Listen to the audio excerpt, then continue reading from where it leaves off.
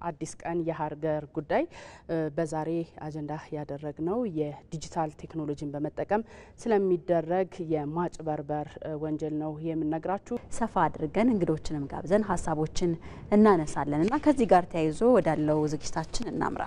መልካም ወደ ቀዳሚው መረጃችን ስናልፍ የማህበራዊ የትስስር ገጾችን በመጥለፍ ገንዘብንና የግል መረጃዎች የተዘረፈባቸው ያሉ የተለያዩ ግለሰቦች እንዳሉ ለኢቲቪ የተናገሩ ግለሰቦች አሉ። በተለይም ስራ እናሰራለን በሚል የሐሰት ተቋማት ሎጎን የተጠቀሙ የመረጃ መንታፊዎች ገንዘብ እንዳጭበረብሯቸውም ነው እነዚህ ግለሰቦች የገለጹት። ሄለን ተስፋዬ እነዚህን አነጋግራቸዋለች። እሱን ተከታትለን እንመለሳለን። አንድ ጓደኛ ነበረችኝ እና ኦንላይን ስራዎች የምትሰራ አርቲስት ናት። እሷ ቴክስት ላከችልኝ። ያው ከሰላምታ ነው የሚጀምሩት ብዙ ጊዜ እንዳንቺ እንደሚያቀርሰው ሆኖ ኦኬ። ከዛ በኋላ አዲስ ኦንላይን የጀመርኩት ስራ ስላለ ሜምበር ላርግሽ አለች። ችግር የለም አልኳት። በቃ ኖቲፊኬሽን ላይ ኮድ ይመጣል እሱን ላኪልኝና በትንሽ ሜምበር አረግሻለሁ አለች። ቸኩዬም ስለነበር ልክ ኮዱ ሲመጣ ላኩኝ ማለት ነው። ያ ማለት በቃ መግቢያቸው ነው። ሀካርጓንም ሀካርጓት ነበር። እነሱ ናቸው ሲያወሩኝ የነበረው። ታቆምሽበት ኮንቨርሴሽን ነው የሚነሱት። ላይክ አሁን አንቺ እንዴት ነሽ ናንዬ ምናምን ትይኝ ከነበር ከዛ ከቆመበት ቴክስት ስለሚቀጥሉ ብዙ መጠርጠርም አለ። ከዛ በኋላ በቃ ብዙ ሰው ጋር ገንዘብ ተጠይቆ ነው እንደዚህ ጓደኞችሽ የሆኑት ጋር እየገቡ ብረዳፍሊ ከሰማሁት ራሱ ወደ 70,000 ብር ሄዷል። እንደዚህ እንደምታስቢው ኢዚ ሰዎች አይደለም። የተወሰነ ኮዷን አስተውሳ አይቲ ባለሙያዎች ተቀምጠው በሰከንድ ነበር እነዚህ ወጥ ሲቀይሩ እነዛኞቹ ይቀድማሉ። ምንሽ ይሄ በቃ ኮምፒውተር ናቸው ወይስ ይባል ድረስ ማለት ነው። የጠፍቶ ነበር ይዛ በጠፋበት አጋጣሚ ነው ይሄ ሁሉ ነገር ሀፕን ያደረገው። ከተወሰደ በኋላ ውስጥ የነበሩትን ፋይሎች ለማስተካከል ሞክሬ ነበርና ኦን ዳት ታይም ስልክ ስላልነበረኝ ፌስቡክን ወሌሎችን አፕሊኬሽኖች ለመጠቀም አልቻልኩም ነበር። ያቺ ታይም ነች ኤክስፖዝ ያደረገች። እዛ ስልኩን ወሰዱት። ከዛ በኋላ ቀጥታ ወደ ራሳቸው ነው የቀየሩት ኢሜይሉንና ፓስወርዱ። ፌስቡክ ላይ የነበሩ ጓደኞች አብሮ አደጎቼና ምን እነሱ ጋር እየጻፉ ብር አምጡ ወደሚለው ነገር ተደረሰ ማለት ነው። ምንድነው ማድረግ የጀመሩት? ሊንክ መላክ ጀመሩ። ደግሞ በእኔ አካውንት ስለሆነ የሚጠቀሙት ሊንክ መላክ ጀመሩ። ከዛ ሌላ ሰው ሃክ ማድረግ ጀመሩ። ለዚህ እነዚህ ሰዎች የአንድ ሰው ብቻ አይደለም ያላቸው የሁለት ሰው ሶስት ሰው አካውንት ሊሆን ይችላል። ምክንያቱም እንደኔ አይነት ብዙ ተመሳሳይ ሰው ሊኖር ይችላል ነው። እንደን መሀል ላይ የተወሰነች ጋፕ ይሰጡና 2 ወር 3 ወር ልክ ሰው ሲረሳው እንደገና እንደ አዲስ ብር መጠየቅ ይጀምራሉ። አሁን እንዳታየም የነበረበት ስልኬ ሲወሰድ ሲቢ አካውንት ያወጣበት አካባቢ ነበርና ፓስወርዱን ስለማላቀው ስለሚጠፋብኝ ኖት ላይ ሴቭ አድርጌው ነበር እስከሚይዘው ድረስ ብዬ ማለት። አሁን እቺ ሞመንት ያ ቁጥር የትና የማን እንደሆነ ከገባው ገብቶ ብርሽን ትራንስፈር የማድረግ ኦፖርቹኒቲ በጣም ሃይ ነው። አንዳንድ ሰው ደሴልዲንግ ነው እንደዚህ ይጠፋብኛል ብሎ የሚያስበውን ኢሜይሎችን ብዙ ጊዜ እንደዚህ እናረግ የለ ኢሜይሎችን አውጥተን ፓስወርድ ይጠፋብናል ብለን ምናስቀምጣቸው የሆነ ኖት ላይ የሆነ ነገር ላይ እናስቀምጣለን። ያንን ብሬክ አድርገው ከገቡ ይሄኛውን ማያገኙበት ምንም ምክንያት የለም ነው። ዘመኑ ደግሞ በጣም የተራቀቀ ስለሆነ በኤአይ ምናምን እያደረጉም እያስተካከሉ ፖስት ሊደረግ ይችላል። ስለዚህ አሁን እሱ ነገሮች ሀፕን እንዳያደርጉ ሰው መጀመሪያ አዌር ማድረግ አለባቸው። እኔ ያጋጠመኝ ምንድነው ኢንስታግራምን፣ ፌስቡክን እንዲሁም ቴሌግራምን ጨምሮ የማስታወቂያ ስራቸውን በማስቀመጥ በተጨማሪ ስራ ካለው ስራ በተጨማሪ ቤት ሆኖ በመስራት በቀን ከ10,000 ብር በላይ ቤት ውስጥ በመቀመጥ መስራት ይችላሉ የሚል ማስታወቂያዎችን በማስገባት ወደ ቴሌግራም ሊንክ ያስገቡናል። ምናልባት በዋትስአፕም በኢንስታግራም ሰዎችን አግኝተናቸው ማስታወቂያ ካየን በኋላ ቀጥታ ወደ ቴሌግራም ምናምን ይመጣልና እንደነው ብዙ ጊዜ የሚሉት ስራው ማስታወቂያ ነው፣ ፕሮሞሽን ነው። ትናንሽ ብሮችን ይከፍላሉ። ትናንሽ ብሮች ከከፈሉ በኋላ አሁን ከእርሶ ከኛ ጋር እንዲቀጥሉ ኢንቨስት ማድረግ አለበት፣ ብር መክፈል አለበት፣ አካውንቱ አክቲቭ እንዲሆን በሚል ብር ይጠይቁናል። ከዛ ብር ካስገባን በኋላ በዛው ይጠፋሉ። የሚጠቀሙት ስልክ ኢቭን የውጭ ሀገር ስልክ ነውና ዋትስአፕ ስልክ ላይ ነው እንትምልክቱና ዋትስአፕ ላይ ነው ቀነስ ታናግራቸውና ከዛ ብሩን ካስገባን በኋላ ያንን ሰው መጠየቅም ምንም የምንችልበት ሌጋል ግራውንድ ስለሌለ ኦልሞስት ብሩን ካስገባን በኋላ ዲፖዚት ካደረግን በኋላ በዛው ይጠፋልና እዚህ ጉዳይ ላይ ነው የምንቆየው። አሁንም በተለይም የዲጂታል ቴክኖሎጂን በመጠቀም የግለሰቦችን መረጃ የመመንተፍ፣ የማጭበርበር፣ የመዝረፍ እንዲሁም ደግሞ የተቋማትን መረጃ መመንተፍን እያነሳ እንገኛለን። ግለሰቦች ደግሞ በመልኩ እየተጭበረበሩ ይገኛሉ የሚለውንም ነው ቀደም ሲል ተከታትለን የተመለስ ነው። ሌላኛውን ጉዳያችንን እንመለከታለን። በተለይም በማህበራዊ ሚዲያዎችና በባንክ አካውንቶች ላይ ለተሰነዘሩ ጥቃቶች ምላሽና ትንተና የሚሰጥ ግብረ ኃይል እንዳለ ሰምተናል። ይህም ግብረ ኃይል በኢንፎርሜሽን መረብ ደህንነት አስተዳደር ስለመኖሩ ይታወቃል። አዎ ከዚህ ጋር ተያይዞ ብሔራዊ መታወቂያ መተግበሩ ችግሩን ለመቅረፍ ከፍተኛ ሚና እንዳለውም ነው የተገለጸው። ማህበረሰቡ የተለያዩ የቅድመ ጥንቃቄ እርምጃዎችንም ሊወስድ እንደሚገባ ነው የተገለጸው። ባልደረባችን ፍሬው ተረታ ያዘጋጀችው ጥንቅር አለ፣ እሱን እንከታተል። የዲጂታል ስነ ምህዳሩ እያደገ መምጣት የሰውን ልጅ ጊዜ፣ ጉልበት፣ እንግልትና ገንዘብ በመቆጠብ ህይወትን እያቀለለ ይገኛል። የዚህን ቴክኖሎጂ እድገት ባሉታዊ ጎኑ የምንመለከተው ከሆነ ደግሞ የመረጃ መንታፊዎችና የዲጂታል ገንዘብ አጭበርባሪዎች እንዲበራከቱ ሆኗል። ከማይታወቁ ግለሰቦችና ተቋማት የሚላኩ ሊንኮችና መተግበሪያዎች ለሳይበር ስርቆቱ ሚናቸው ከፍተኛ ነው ተብሏል። ምንም ፍሪ ነገር የሚገኝ ነገር የለም ይመስለናል እንጂ ማንም ሰው ለኛ አስበው ለኛ ተጨንቆ የሚያደርግልን ምንም ፍሪ ነገር የለም። ይሄ በቀላሉ ገንዘብ መስራት በቀላሉ አይሰራም አይነት ማለት ሳይሆን አትሊስት ማን ነው ትክክለኛ መረጃ ነው። አንዳንድ ጊዜ ከአፕ ስቶር እና ከፕሌይ ስቶር የሌሉ አፕሊኬሽኖችን ከጉግል እንድናወርድ ወይም ደግሞ ከሌላ ታማኝ ካልሆነ ምንጭ እንድናወርድ ሪከመንድ ያደርገናል። ለምን እዛ ላይ አትሊስት ፕሌይ ስቶርም ላይ ሲሆን የሌላን ሰው ፕራይቬሲ አትሊስት ከተጋፋም አውቆት ነው ያ ፕራይቬሲው እንደተወሰደ አውቆት ነው። እዚህኛው ጋር ግን ሲሆን ምን እየወሰደብን እንደሆነ አናውቅም። ዋንስ የሆነ ለምሳሌ የሆነ በየቀኑ ያን አፕሊኬሽን በከፈትሽው ቁጥር ሳንቲም ይቆጥራል የሚል አይነት ነገር አፕሊኬሽን ከሆነ ባክግራውንድስ ምን እያደረገ ነው? ለምሳሌ ከማን ጋር እንደተደዋወልን፣ ከማን ጋር እንደተጻጻፍን፣ ሶሻል ሚዲያችን ምናምን እንደ እሱን አይነት ነገር ኢንፎርሜሽን ባክግራውንድ ሌክ የሚያደርግ ከሆነ ከጥቅም ይልቅ ጉዳት እያመዘነ ነው። ስለዚህ ለኔ ብሎ ማንም ሰው ጥቅም የለውም። ዊን ቱ ዊን ነው ወይም ደግሞ ዊን ሉዝ ነው የሚሆነው።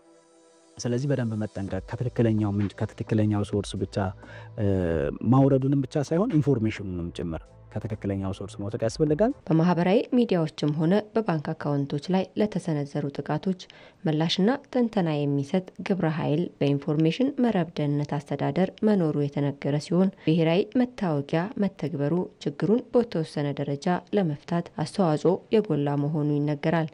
እንደ መንግስትም ጥሩ አቅጣጫ አለ። አትሊስት ንግድ ባንክም ሊሆን ይችላል፣ የትኞቹም ባንኮች ሊሆን ይችላል።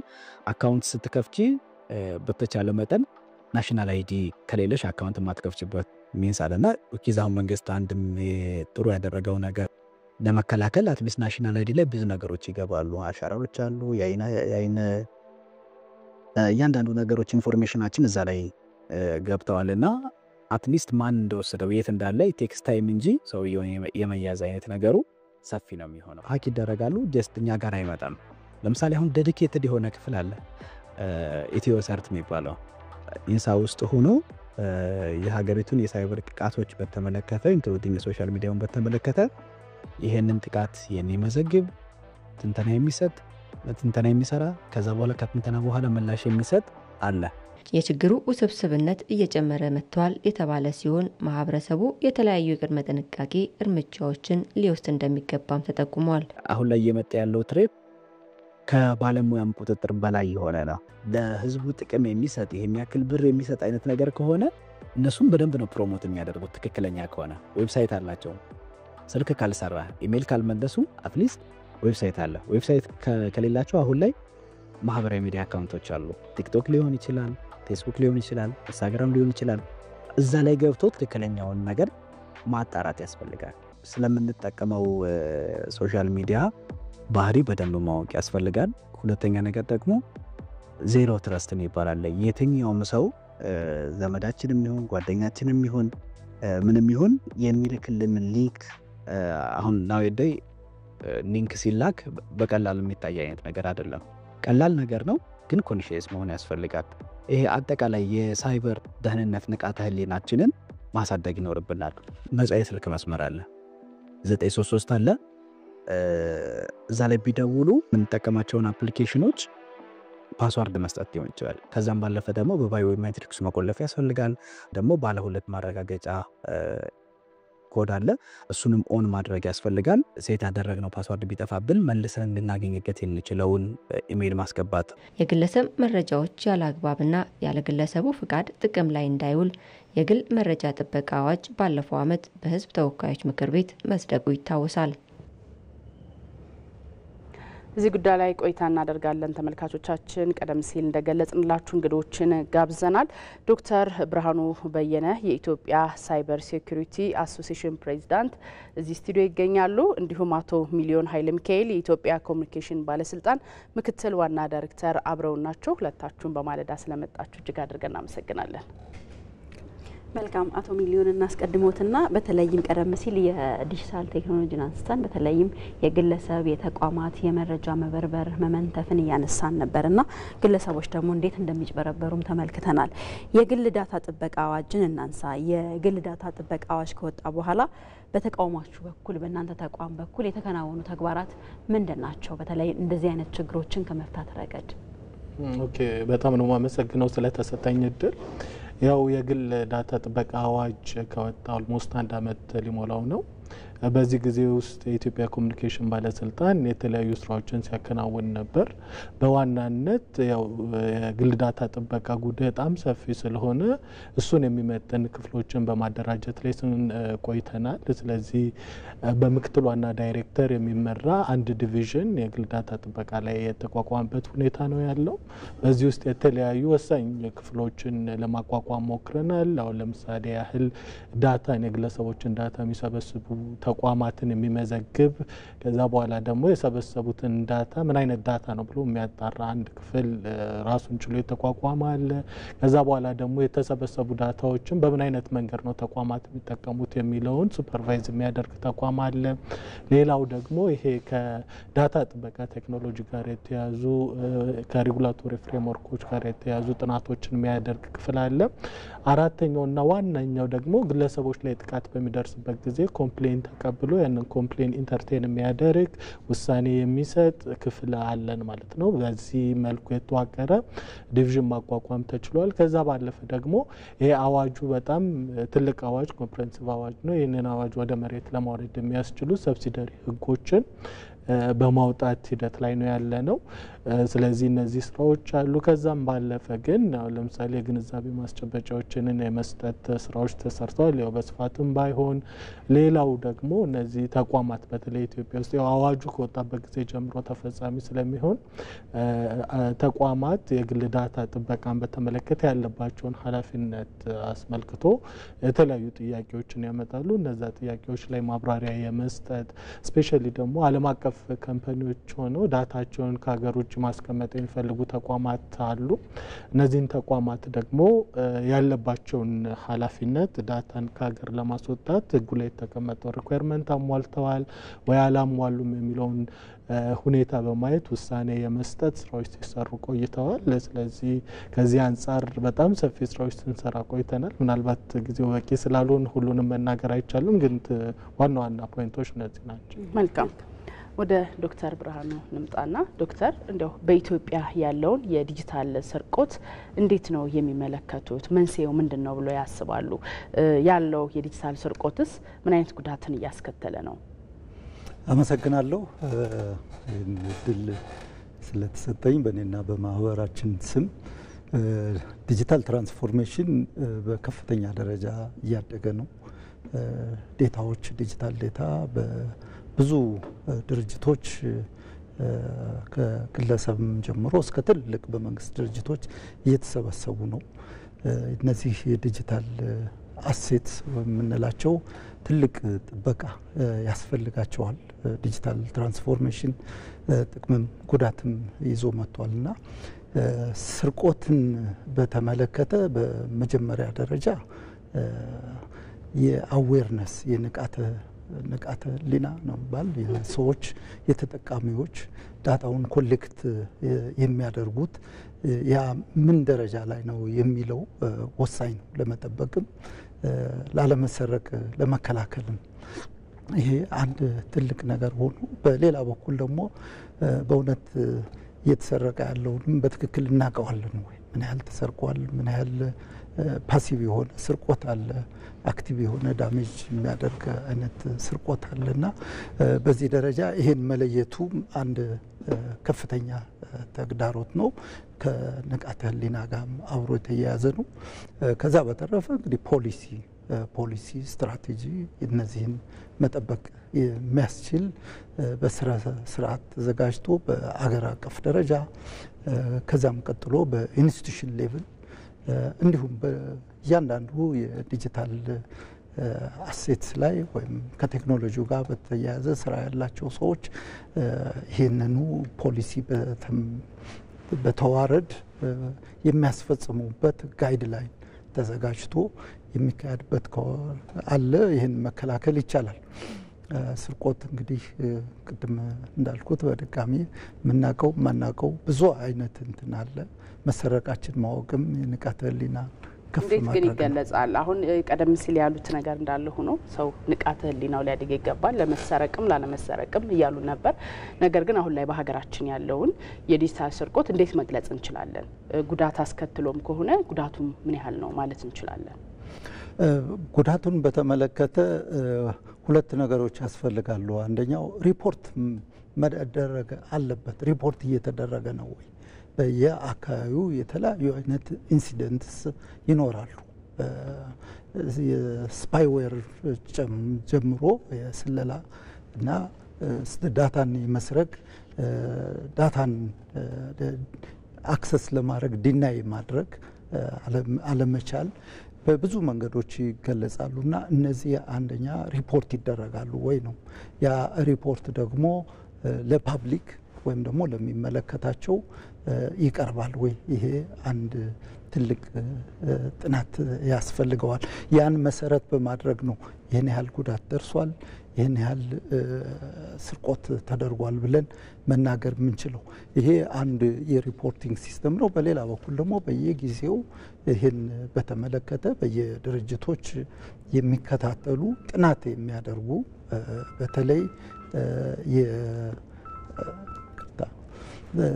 የዴታ እንትናችን ኮምፕሮማይዝ መደረጉን መሰረቁን እየተከታተሉ የሚያዘጋጁ በሪሰርች ቤዝድ የሆነ ያስፈልጋል። ይህን መሰረት በማድረግ ነው በሀገራችን እዚህ ደረጃ ነው ይሄ ነው ብለን መናገር የምንችለው።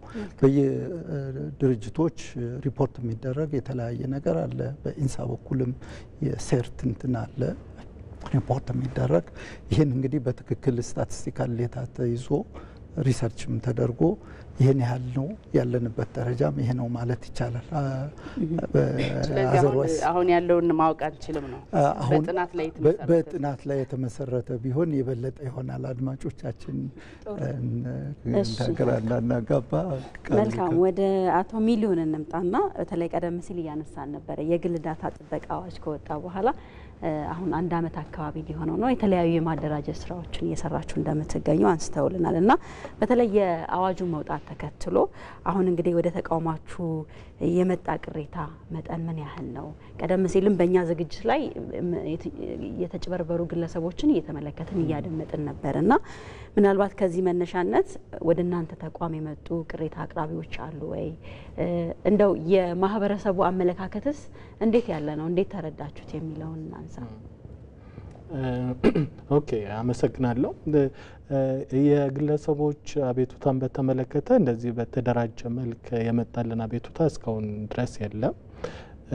ነገር ግን አሁን የለም ስል ሀገሪቷ ውስጥ ኢንሲደንቶች ወይም ደግሞ ጥቃቱ ስለሌለ አይደለም። ነገር ግን የህብረተሰቡ ይሄ ጉዳዩን ወይም ደግሞ የግል ዳታ መብትን በተመለከተ ያለው ግንዛቤ በጣም ውስን ስለሆነ ነው።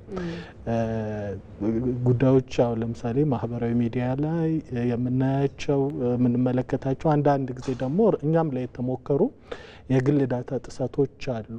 ነገር ግን ይሄ ኦርጋናይዝድ ሆኖ መጥቶ እኛ ጋር የቀረበ ጥያቄ የለም። ይሄም ከአዌርነስ ኢሹ ጋር ወይም ደግሞ ግለሰቦች መብታቸውን በተመለከተ ካላቸው ግንዛቤ አነስተኝነት ጋር የተያዘ ነው ብለን ነው የምናስበው። ስለዚህ ምናልባት አሁን እየተጨበረበሩ ያሉ ግለሰቦች ይኖራሉ፣ እንዲሁም ደግሞ የት ነው ይሄንን አቤት ማለት ያለብኝ የሚሉ በርካታ ግለሰቦች እንዳሉ እንረዳለን። እንዴት ነው እናንተ ማግኘት የሚችሉት? በምን መልኩ ነው ሊያገኟችሁ የሚችሉት የሚለውም አንዱ ይመስለኛል የእናንተ ስራ ይመስለኛልና ይሄንን እናንሳ። በዋናነት አሁን ይሄ ግንዛቤ ምናልባት ቅድም ከጀመርኳት ከአነሳሁት ነጥብ አንጻር የግንዛቤ ማስጨበጫ ፕሮግራሞችን ለማከናወንና ህብረተሰቡ መብቱን ተረድቶ የግል ዳታ ጥሰት በሚደርስበት ጊዜ መብቱን ሪፖርት ማድረግ ብቻም ሳይሆን ለደረሰበት ጉዳት ደግሞ ካሳ መጠየቅ የሚችልበትን ሁኔታ ወይም መብት በአዋጁ የተሰጠው ስለሆነ ይህንን እንዲረዳ የተለያዩ ስራዎችን እየሰራንም ነው። አሁንም ወደፊት በጣም በሰፊ ሁኔታ እንሰራለን ብለን እናስባለን።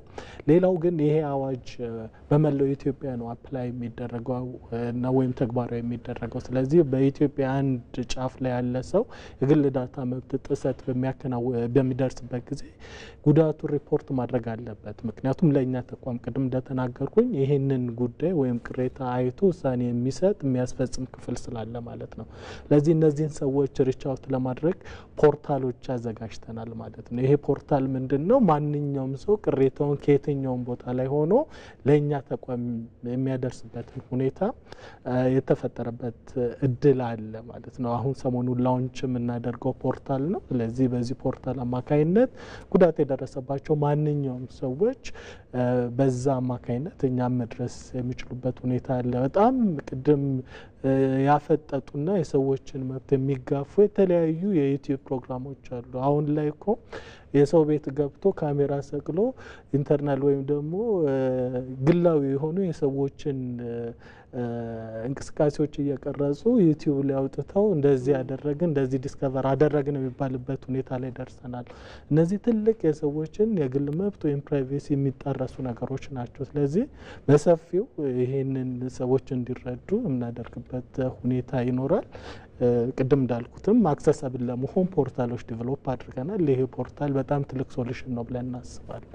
መልካም ዶክተር ወደ እርስዎ እንመለስና እንዲያው በዲጂታሉ ላይ በዲጂታል ቴክኖሎጂው ላይ ቀደም ሲል ሲገልጹት እንደነበረ ያለው ግንዛቤ አናሳ እንደነበር እንዲሁም ደግሞ አንድ ሰው ለመሰረቅም ላለመሰረቅም ግንዛቤው ሊኖረው የግድ ይገባልና የእናንተ ማህበር እዚህ ላይ ምን ሰራ? ወደፊት ደግሞ ምን ለመስራት አቅዷል? ይህንን ችግር ወይም ደግሞ በዲጂታል ቴክኖሎጂ ላይ ሰዎች ያላቸውን ግንዛቤ እንዲያሳድጉ። አመሰግናለሁ። ማህበሩ የተቋቋመው በዋናነት በአገር የዲጂታል ሉዓላዊነት የዲጂታል ትራንስፎርሜሽኑ እያደገ በመሄዱ ይህንን ተጓዳኝ እያደገ የመጣ የሳይበር ጥቃት ለመከላከል ባለሙያዎች ተሰባስበው ከመንግስት ካልሆኑ ድርጅቶች ከአካዳሚያ ጋር አንድ ላይ ከቢዝነሱም ጋር አብሮ በመስራት የመከላከል አዌርነስን ከፍ የማድረግ ስራ ነው። ማህበሩ ከተቋቋመ ጊዜ ጀምሮ እያደረገ ያለው አንደኛ የሚመለከታቸውን ድርጅቶች ጋር ፓርትነርሺፕ መፍጠር፣ በዚህ ሙያ የተሰማሩ ሰዎችን ማሰባሰብ፣ አባል ማድረግ፣ ከዚያ ቀጥሎ ደግሞ የተለያዩ የስራ ቡድኖች በማቋቋም በቴክኖሎጂ ሪሰርች ኤንድ ዲቨሎፕመንት፣ በሳይበር ሴኩሪቲ ሎ፣ በፓርትነርሽፕ እና ኦብቪየስሊ ኔትወርኪንግ ትሬኒንግ እና ኮንሳልቲንግ በመስጠት በፊንቴክ የተለያዩ የስራ ቡድኖች ወርኪንግ ግሩፕስ በማቋቋም ስራ እየተሰራ ነው። አንዱ እንግዲህ አሁን በቅርቡ የ3 ዓመት የስትራቴጂክ ፕላን አዘጋጅተን ከኢትስዊች ጋር እየተናገርን ነው። ከባንኮች ጋር እንዲሁም ኢንሳና ከሚንት ጋር አንድ ላይ በመሆን ሴንተር ኦፍ ኤክሰለንስ በሪሰርች በትሬኒንግ እና በኮንሳልቲንግ ሊሰራ የሚችል አንድ ሁሉን አቀፍ የሆነ ኔትወርክ እሱን አዘጋጅተን እየተነጋገርን ያለ ነው። በሌላ በኩልም በቅርቡ በሀገራችን የድርጅቶች ሳይበር ሴኩሪቲ ስታተስ ምን ይመስላል፣ ማቹሪቲ አዌርነስንም ጨምሮ የተለያዩ አይነት ፓራሜትርስ ወስደን ጥናት እንዲደረግ ናሽናል ሰርቬይ ተደርጎ የት ላይ ነው ያለ ነው፣ ጋፑ የት ነው፣ ጥንካሬያችንስ የት ነው በሚለው አንድ ትልቅ ቱል ተዘጋጅቶ ይህንም ከሚመለከታቸው ጋር በመተባበር በቅርቡ ይጀመራል። አኑዋል ኮንፈረንስ እናዘጋጃለን። ባለፈው ሳምንት አርብና ቅዳሜ ኢንተርናሽናል ኮንፈረንስ በስካይላይት አዘጋጅተን ነበረ። ሃይብሪድ ነው። ከ150 ሰዎች በላይ በአዳራሹ የተገኙ ሲሆኑ ከ300 በላይ ኦንላይን የሚሳተፉበት ኮንፈረንስ አዘጋጅተናል። ይሄ 3ኛ ጊዜ ነው ያዘጋጀ ነው። ከዚህ በተረፈ እንግዲህ የሚደረገው የተማሪዎች ክለብ በማቋቋም አት ግራስ ሩት ሌብል በተለይ ቴክኖሎጂ ዩኒቨርሲቲዎች አካባቢ ወጣቶችን ለሚቀጥለው የካሪየር ዲቨሎፕመንት በሳይበር ሴኩሪቲ ማዘጋጀት በቅርቡ በአስቱ አዲስ አበባ ሳይንስ ኤንድ ቴክኖሎጂ ዩኒቨርሲቲ ተጀምሯል እና እንግዲህ ብሮደር የሆነ ማህበረሰቡ በዚህ ዙሪያ እንዲሳተፍ ህጎች ሪቪው እንዲደረጉ የፖሊሲ ዲያሎግ እንዲኖር በሳይበር ሴኩሪቲ ሎው ወርኪንግ ግሩፕ በኩል ቴክኖሎጂ ፖሊሲስ እስካሁን ድረስ የወጡትን ሪቪው ማድረግ ምናልባት አንዳንዶቹ ረዥም ጊዜም ከሆኑ በአዲስ መልክ መደራጀት እንዳለባቸው ይህን እነዚህን ማህበሩ እየሰራ ነው ያለ። ከተቋቋምን አሁን 3ኛ ዓመታችን ጨርሰን ወደ 4 ዓመት እየሄድን ነው። በዚህ አጭር ጊዜ ግን ብዙ ነገሮች እንዳደረግን ብዙ ነገሮች ደግሞ እንደሚቀሩን ተገንዝበናል። መልካም አቶ ሚሊዮን ምናልባት የመጨረሻ እናድርገውና አዋጁን ተግባራዊ ከማድረግ ጋር ተያይዞ የሚገጥማቸው ችግሮች ይኖራሉ ብለን እናስባለን።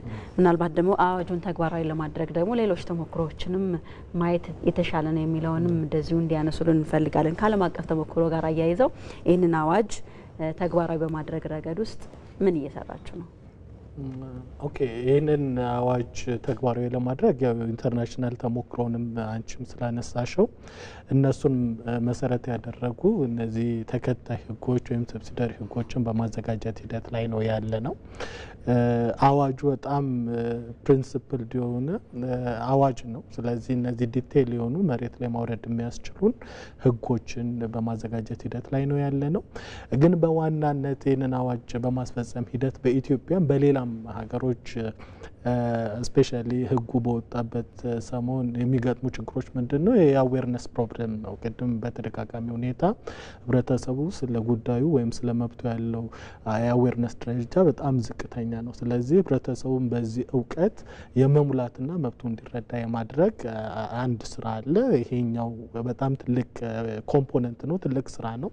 ለዚህ እዚህ ላይ በስፋት እንሰራለን። ሀገራትም ከዚህ አንጻር በጣም በጥልቀት ሲሰሩ ነበር። ሌላው ግን ምናልባት እነዚህ የዳታን የግለሰቦችን ዳታ የሚሰበስቡ ዳታ ኮንትሮለር ወይም ፕሮሰሰር የምንላቸው አሉ። አሁን ለምሳሌ ባንኮችን መውሰድ እንችላለን፣ የጤና ኬላዎችን፣ ሆስፒታሎችን መውሰድ እንችላለን፣ ትምህርት ቤቶችን፣ የማንኛውም የግል ዳታን የሚሰበስቡ ተቋማት በዚህ አዋጅ ስር ነው ያሉት ማለት ነው። ስለዚህ እነዚህ ተቋማት ስላለባቸው ግዴታ ደግሞ ማወቅ አለባቸው። በጣም ትልቅ ቻሌንጅ አድርገን በእኛም ሀገር በሌላውም ሀገር ትልቅ ቻሌንጅ ዳታ ኮንትሮለሮች ወይም ፕሮሰሰሮች ስላለባቸው ሪስፖንሲቢሊቲና ግዴታ ያላቸው ግንዛቤ በጣም ዝቅተኛ ነው።